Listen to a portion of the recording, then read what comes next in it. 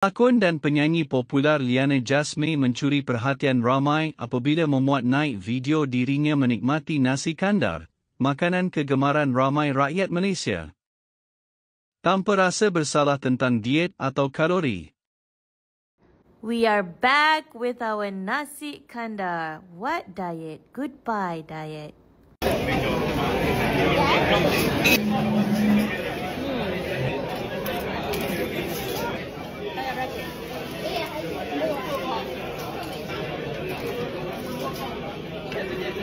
Hah? You order?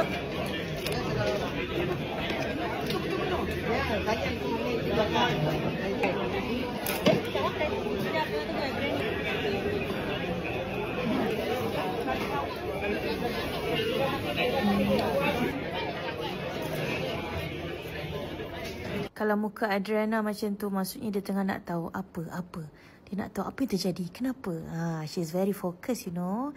And she love food. Pedas ke? Panas ke? Sedap.